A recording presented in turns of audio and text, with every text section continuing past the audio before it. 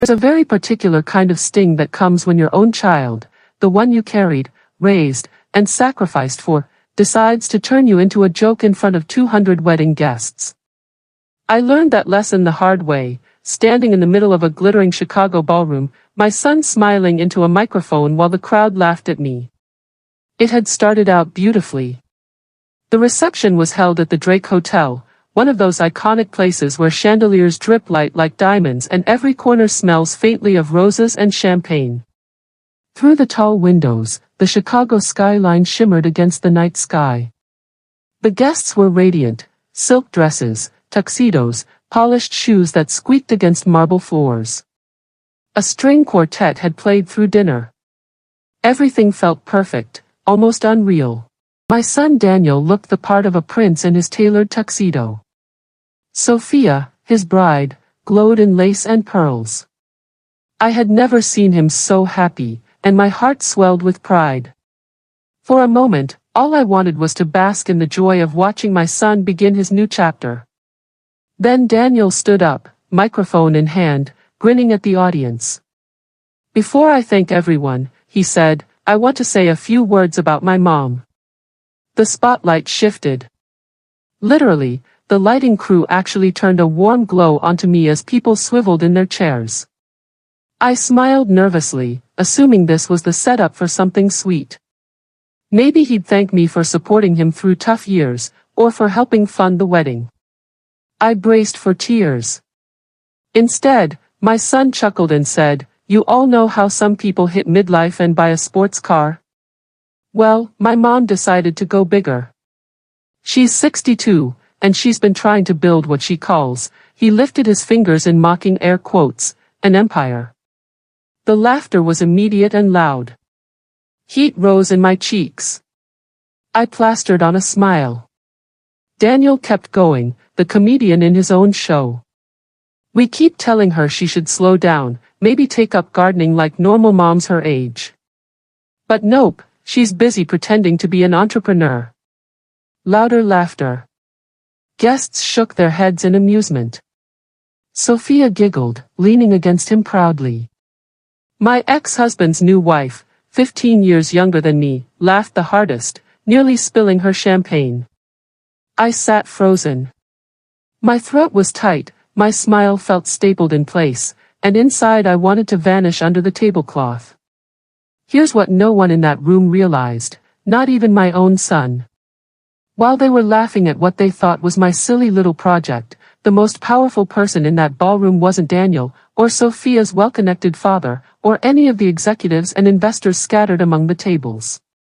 The person holding real power was quietly sipping whiskey at table 8, watching me with raised eyebrows. And within half an hour, that man would say 5 words that would change the tone of the entire evening. But before you understand how my humiliation turned into my deepest vindication, you need to know where this all started. My name is Isabel Moreno, and at 60 I was, in polite terms, between stages of life. Translation: I was recently pushed out of my job and staring into a void. For 30 years, I had worked as an operations manager for a major distribution company. I was good, no, I was excellent, at what I did. Budgets, logistics, efficiency, keeping a team running like clockwork. Then one spring morning, I was called into an office with a view of Lake Michigan and handed a severance package. Restructuring, they said. In practice, it meant they wanted someone younger and cheaper. At home, the silence was loud. My marriage had ended years earlier, my ex-husband remarried. Daniel was in his 30s, busy building his life with Sophia. And me? I sat in a modest apartment on the north side, staring at the ceiling fan, wondering if this was it. When you're 60, the world tries to tell you you're done. That the best chapters are behind you. But I couldn't accept that. All those years of expertise, discipline, connections, they couldn't be worthless. So I made a choice. Some might call it reckless. I call it necessary. I founded Moreno Global Solutions, MGS, a consulting and acquisitions firm. My focus, helping mid-sized companies streamline operations, expand profitably, and in some cases, taking direct ownership when the fit was right. At first, it was tiny. One client. Then another.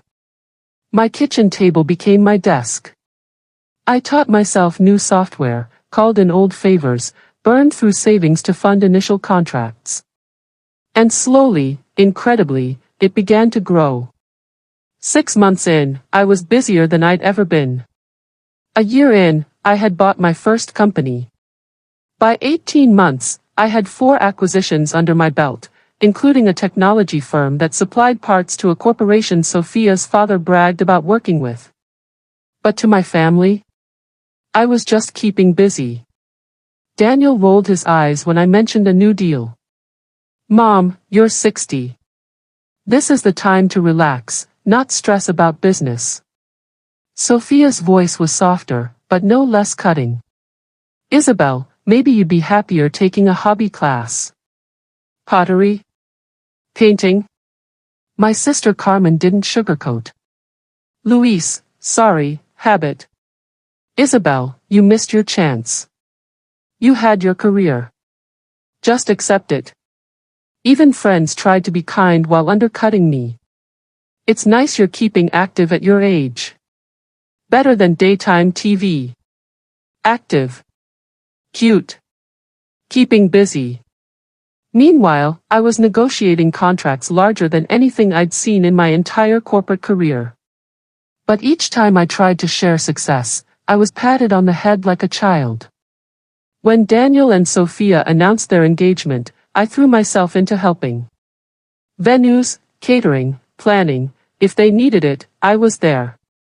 I also quietly wrote checks. More than half the wedding was funded by my so-called hobby. Daniel assumed it was leftovers from the divorce settlement. One evening, over a rehearsal dinner, Daniel pulled me aside. Mom, I need you to do me a favor at the wedding. Of course, I said, expecting a practical task. He rubbed the back of his neck. Could you maybe not talk about your business? Sophia's family will be there. Her dad's colleagues. These are serious business people. I don't want you to feel out of place. I froze. Out of place? Yeah, he said quickly. I mean, I know you're excited about your consulting thing, but just say you're retired, okay? No need to overcomplicate things. I wanted to scream. To shake him. To tell him that his serious business people were the very ones I was outpacing. But instead, I smiled. All right, Daniel. I'll keep it simple. And so, I promised myself I'd stay quiet. It was his day, not mine. And here I was. In that ballroom, surrounded by roses and crystal, the crowd laughing at my expense. Daniel had just finished telling everyone that some dreams have expiration dates. When you're over 60, he said, maybe it's time to be realistic about what you can actually accomplish. The laughter was thunderous. Sophia beamed. My ex smirked. Even the waiters grinned. I smiled too, but it felt like my face was cracking. Inside, my chest ached. This wasn't gentle teasing. This was dismissal. This was my son, mocking the very thing that gave me purpose, in front of everyone who mattered to his new life. I wanted to run. To disappear. To never have to face another patronizing smile. But then my gaze drifted to table 8. Seated there was Robert Anderson, senior vice president of a Chicago tech firm I had acquired quietly 3 months earlier. He was lifting his whiskey glass, his eyes trained on me, expression sharp with recognition. And I realized, with a strange mix of dread and relief, that the joke was about to turn. Because Robert knew exactly who I was. When people laugh at you, really laugh, dismissive, condescending laughter that spreads across a crowded room, it tends to sear itself into your memory. But my son's wedding wasn't the first time I had felt that sting. No, the first time was nearly 2 years earlier, in a coffee shop on Michigan Avenue, when I tried to explain to an old colleague that I was starting over at 60. He had smiled, not unkindly, and said, "Isabel, you should enjoy retirement. Travel. Take a class. Why burden yourself with this?" This, as he called it, was the business plan I had sketched out in a spiral notebook. My plan to turn decades of logistics and operations experience into a consulting firm. At that point, I didn't even have a website, just a legal filing and a Gmail address. But I believed in it. Because the alternative, sitting in my apartment watching the years drain away, was unbearable. Losing my job hadn't been graceful. 30 years of loyal service, long nights, missed family dinners, and suddenly I was redundant. They gave me a polite handshake, a cake in the break room, and a severance check that barely covered a year's worth of expenses. I remember walking out of that glass tower downtown with a cardboard box in my arms. Inside, framed photos of Daniel as a boy, a plant I'd nursed for 15 years, and a plaque that read "Outstanding Manager, 2009. As if the plaque meant anything to the new executives who saw me as just another line item to slash. The first month afterward, I spiraled. I woke up late. Ate cereal at noon. Watched mindless TV. My phone hardly rang except for robocalls. When it did ring, Daniel checking in or my sister Carmen offering sympathy, I forced cheer into my voice. But inside, I was drifting. Then one night, I sat at my kitchen table with a pad of paper and a cheap pen and wrote at the top, "What am I still good at?" The list came easily. Systems. People. Budgets. Efficiency. Negotiations. Logistics. I stared at the words, and the truth hit me, these weren't just skills. They were currency. And I was letting them rot. So I decided to gamble. Not on stocks, not on bingo cards, but on myself. I filed the paperwork for Moreno Global Solutions, MGS, in March. My vision, help mid-sized companies, too big to be mom and pop, too small to have corporate-level systems, streamline operations and grow profitably. The early days were humble, almost laughably so. My office was my kitchen table, laptop perched between stacks of papers. My marketing budget was zero.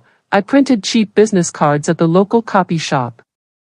My website was a single page I built myself after watching YouTube tutorials. But what I lacked in polish, I made up for in persistence. I called old contacts. I sent cold emails. I attended networking events full of 20 and 30-somethings in sharp suits who looked at me like someone's mom who had wandered in by mistake. I didn't care. I pitched anyway. And finally, a small manufacturing firm on the south side took a chance on me. They were bleeding money from inefficiencies in their supply chain. Within 3 months of my consulting, their costs dropped 15%. The owner shook my hand with both of his and said, "You saved us." That was the spark. Word of mouth spread faster than I expected. One client became 3, then 5. My kitchen table became a command center, sticky notes and spreadsheets everywhere. I started making more in 1 month than I had in 3 at my old job. Still, when I tried to share this with family, the reaction stung. At dinner one night, I mentioned a new client. Daniel raised an eyebrow. "That's great, Mom. But don't you think it's a bit much at your age? You should be enjoying yourself." Enjoying myself. As if building something of my own wasn't enjoyment. Sophia, sweet but patronizing, suggested, "Maybe you should take a pottery class. Something relaxing." Carmen just laughed. "Isabel, don't fool yourself. You're 60. This isn't the time to start over."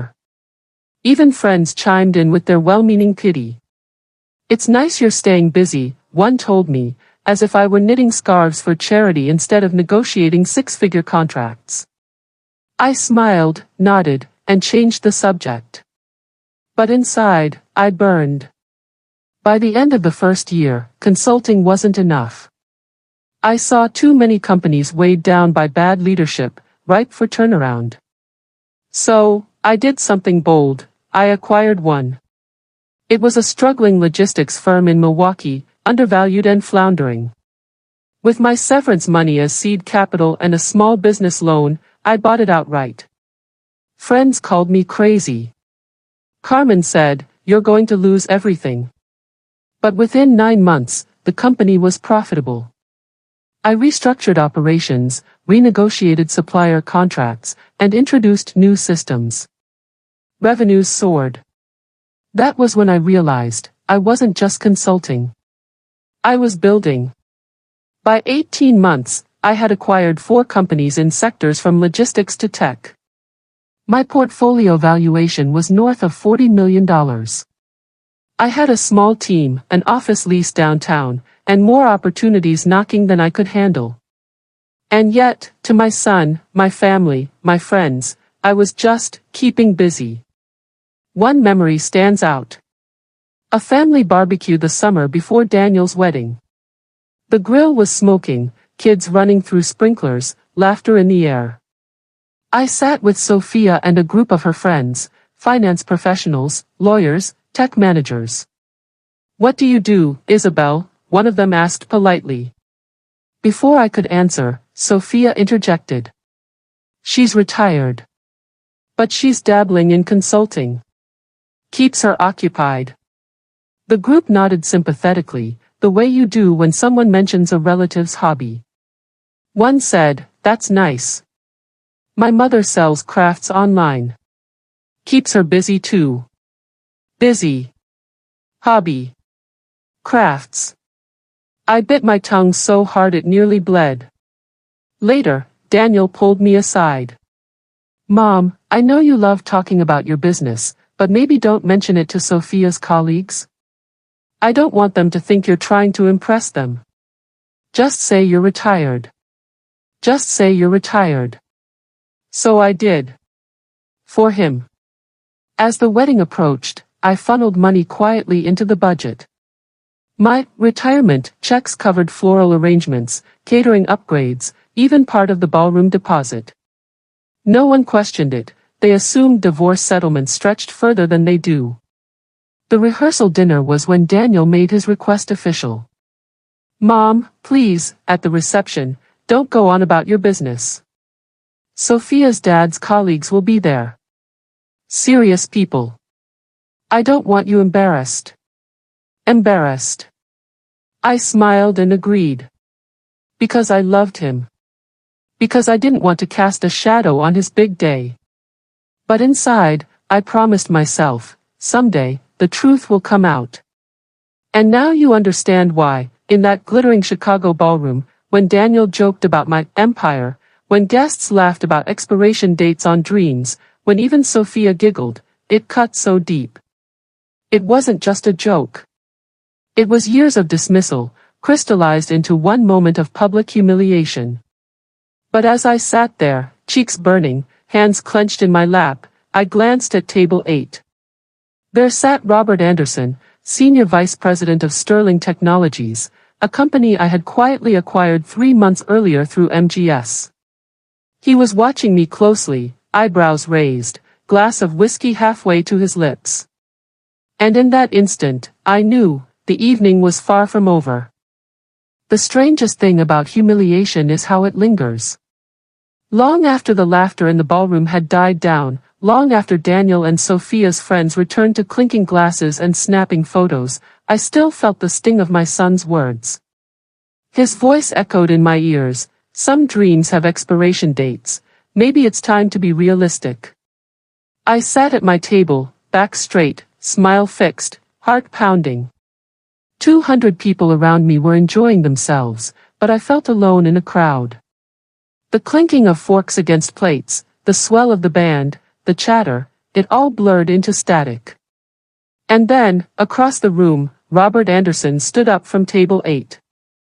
I had been avoiding Robert all night. He was the senior vice president at Sterling Technologies, a major player in Chicago's tech industry. More importantly, Sterling had been my company's quietest, most complicated acquisition. Through a series of layered holding firms, Moreno Global Solutions had taken controlling interest 3 months earlier. I knew Robert would eventually put the pieces together, but I hadn't expected tonight. Yet here he was, walking toward me, straightening his tie, his glass of whiskey still in hand. "Mrs. Moreno," he asked politely when he reached my table. I forced a smile. "Miss Moreno, actually. But Isabel will do." He extended his hand. "Robert Anderson. I don't think we've been formally introduced."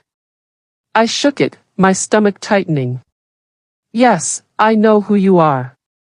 Daniel mentioned you're in consulting," he said conversationally. "That's wonderful. What kind of work do you do?" I hesitated. My son's plea, "Don't embarrass me," rang in my head. I could lie, brush it off as a hobby, but I was so tired of minimizing myself. So I answered carefully. "Acquisitions and operational restructuring. Mostly mid-sized firms in logistics and tech." Robert's eyebrows rose. "Really? That's quite specialized." "Yes," I said simply. "Any companies I might know?" he asked. My throat tightened. This was the moment. The safe thing to do was to deflect. But humiliation has a way of breaking something inside you. I was done being invisible. So I looked him straight in the eye and said, "Yes. Sterling Technologies, 4-1. The effect was immediate. His polite smile faltered, then froze. His hand, halfway to his lips with the whiskey, stopped. "I'm sorry," he said slowly. "Did you just say Sterling Technologies?" "Yes," I replied evenly. "The acquisition closed 3 months ago." He set his glass down with a faint clink.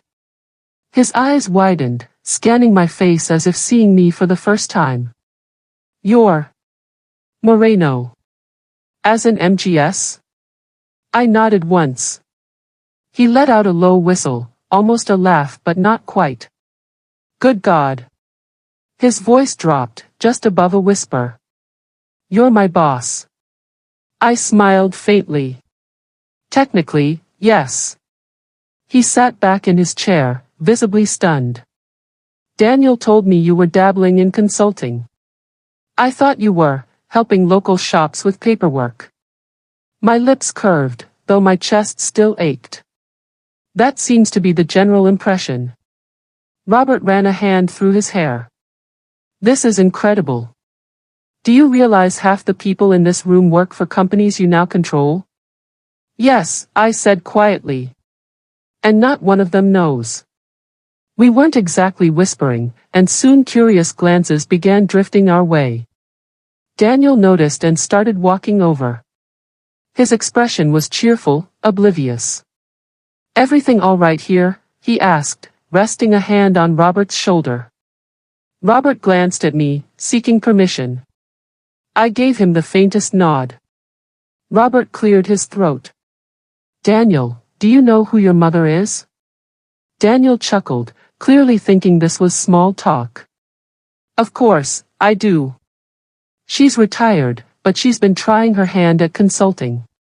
It's cute, right? She takes it very seriously." He patted my shoulder as if I were a child showing off finger paintings. Robert's face darkened. "Cute," he repeated, almost incredulous. "Daniel, your mother isn't dabbling. She isn't retired. She's the principal owner of Moreno Global Solutions. She owns Sterling Technologies. She owns the company I work for." Daniel blinked. Then laughed, assuming it was a joke. "What? No. She lives in a little apartment, drives an old Honda." "She's not." "She is," Robert cut in firmly. His voice was low but intense. "Your mother is one of the most formidable entrepreneurs in this industry right now. In the past 18 months, she's acquired at least 4 major companies, including mine. The color drained from Daniel's face. His mouth opened, closed, then opened again. That's not possible. Robert turned to me, and I gave a small nod of confirmation. Daniel's jaw dropped. He looked at me as if seeing me for the first time. The commotion caught other people's attention. Sophia's father, seated at table 3, glanced over with a frown. A group of Daniel's colleagues whispered, curious. The music softened as the band paused between songs. The moment hung, fragile. And then Robert stood, walked toward the bandstand, and before I could stop him, he tapped the microphone. The room hushed. Ladies and gentlemen, Robert began, his voice steady but loud enough to carry. I apologize for interrupting, but I feel something needs to be said. 200 heads turned. Daniel froze beside me, pale as marble. Sophia looked confused. My heart pounded so hard I thought it might break through my ribs. We've all been enjoying the evening, Robert continued, and laughing along with some good-natured jokes about the mother of the groom. About her so-called midlife crisis. About her little business hobby. About dreams with expiration dates. A ripple of uneasy laughter passed through the crowd. Robert's tone sharpened. What none of you realized, including me, until just now, is that the woman you've been dismissing is in fact one of the most successful entrepreneurs in our industry. Miss Isabel Moreno is the founder and CEO of Moreno Global Solutions. In the past 2 years alone, she has acquired multiple companies, including Sterling Technologies, where I am employed as Senior Vice President. Gasps rippled through the room. A fork clattered to the floor. Sophia's father's face drained of color. Robert pressed on. So while many of us were chuckling about a hobby, we were mocking the very person who signs our paychecks. And I, for one, owe her a public apology. The room was utterly still. Faces turned toward me, stunned, embarrassed, curious. Daniel stared, wide-eyed, his mouth working but no sound coming out. Sophia covered her lips with her hand. Carmen, my sister, looked as if she'd swallowed glass. I felt the weight of 200 stares. My instinct was to shrink, to disappear. But then I remembered all the times I'd been told to keep quiet. All the times I'd been patted on the head, laughed at, dismissed. And I realized, I wasn't going to apologize for existing anymore. So I stood. Robert offered me the microphone. I hesitated, then took it. My hand trembled slightly, but my voice was clear. Yes, I said, looking out over the sea of stunned faces. It's true. I am Isabel Moreno of Moreno Global Solutions. I've kept a low profile because I prefer to let my work speak for itself. But since the subject has been brought up, I glanced at Daniel, whose eyes were wide with shock. Perhaps it's time for clarity. I spoke calmly, though inside my heart hammered. When I lost my job 2 years ago, I had 2 choices. Accept that my life was over, or build something new. I chose to build. Since then, I've acquired 4 companies across logistics and technology. Together, they employ more than 400 people and generate tens of millions in revenue. That's what my so-called midlife crisis has accomplished. The silence was thick. I turned toward Daniel, softened my tone. Son, I didn't tell you because every time I tried, you rolled your eyes or asked me to stop embarrassing you.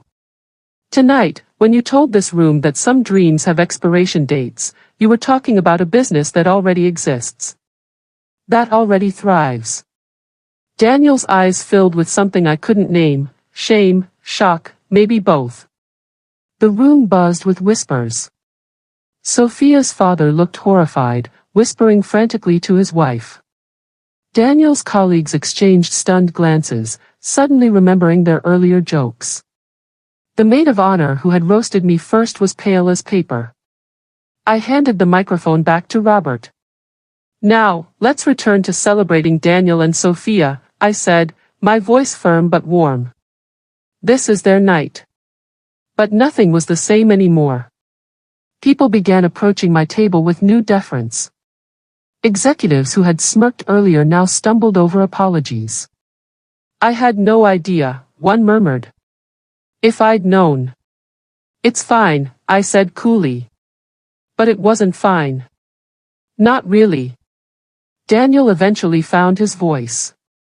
Mom, he whispered, why didn't you tell me?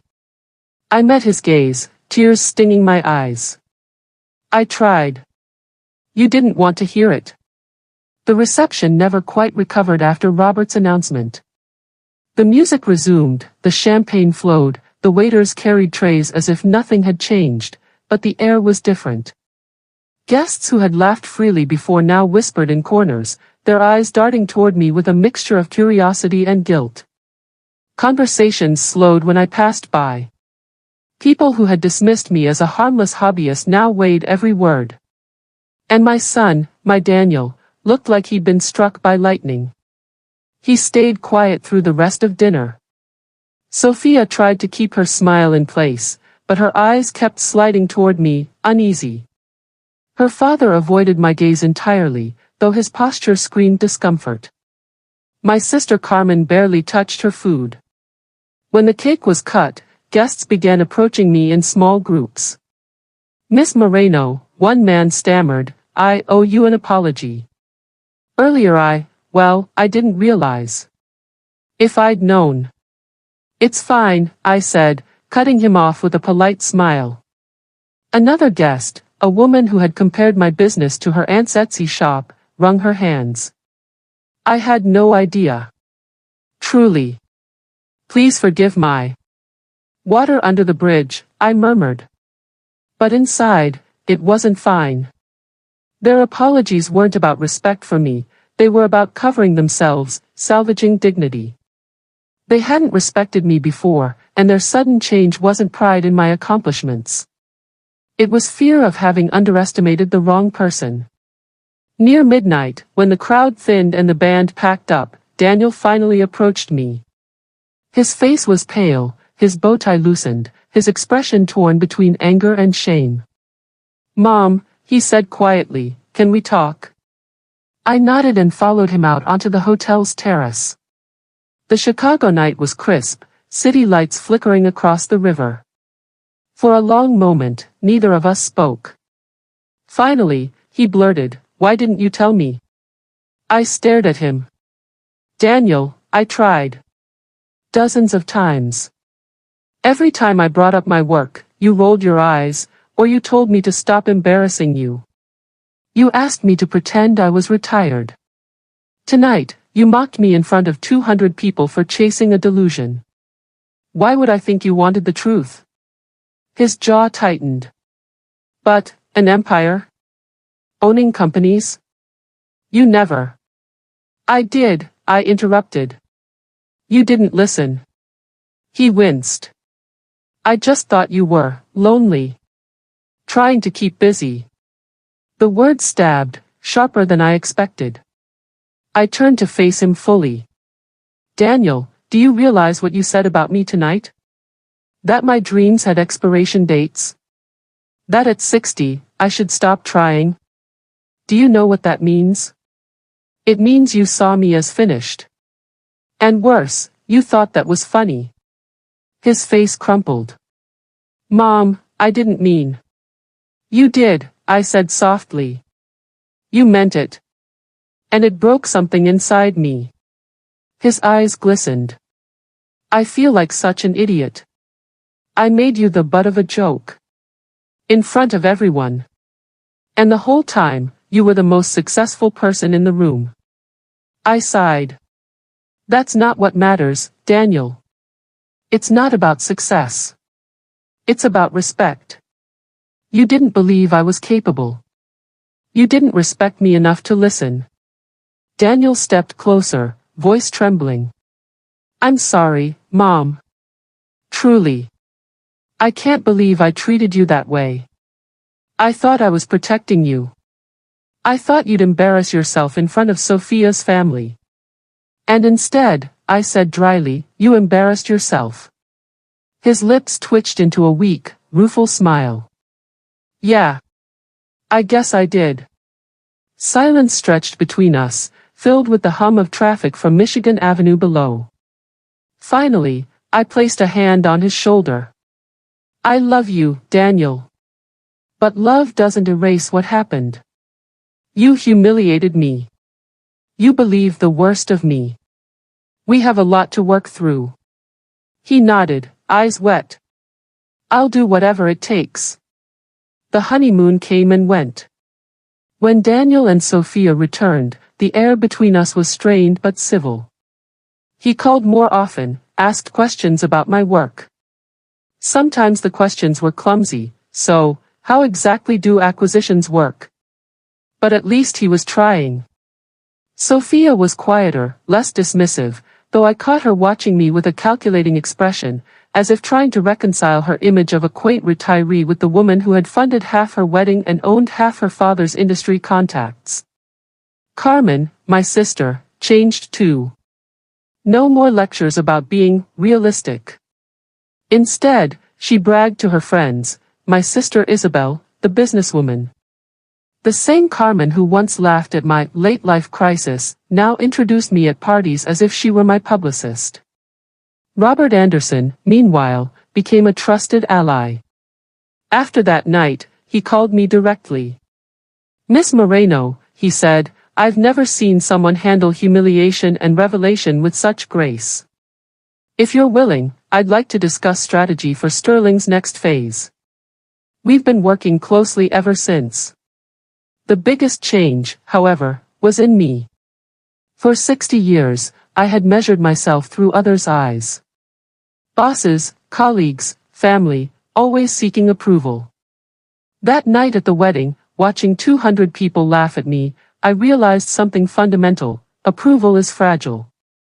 Respect, once demanded, is permanent. So I set boundaries. When Daniel called for advice, I gave it, but I also reminded him gently, next time, listen before dismissing. When Carmen bragged too loudly, I corrected her, I didn't get lucky. I worked hard. When Sophia's father invited me to a business dinner, I accepted, but on my terms. For the first time in decades, I no longer shrank to fit the box others built for me. By the 6-month mark, the story of the wedding roast had become a kind of family legend. Friends whispered about the night Daniel's mom turned out to own half the room. Sophia's father never quite met my eyes again. Daniel, humbled, had begun introducing me differently. This is my mom, Isabel. She runs a consulting and acquisitions firm. Sometimes he even added, quietly, she's brilliant. At Christmas, he gave me a framed photo of us on the terrace the night of the wedding. On the back, he had written, to the most underestimated woman I know. Thank you for proving me wrong. I cried when I read it. Now, when people ask about my so-called late-life crisis, I smile. Yes, I started a company at 60. Yes, I acquired 4 firms in less than 2 years. Yes, I was mocked at my own son's wedding, only to be revealed as the most powerful person in the room. But the real story isn't about money or acquisitions. It's about never letting others define your limits. That night, Daniel tried to turn me into a punchline. But life has a funny way of flipping the script. Because the truth is simple, dreams don't have expiration dates. And neither do women like me.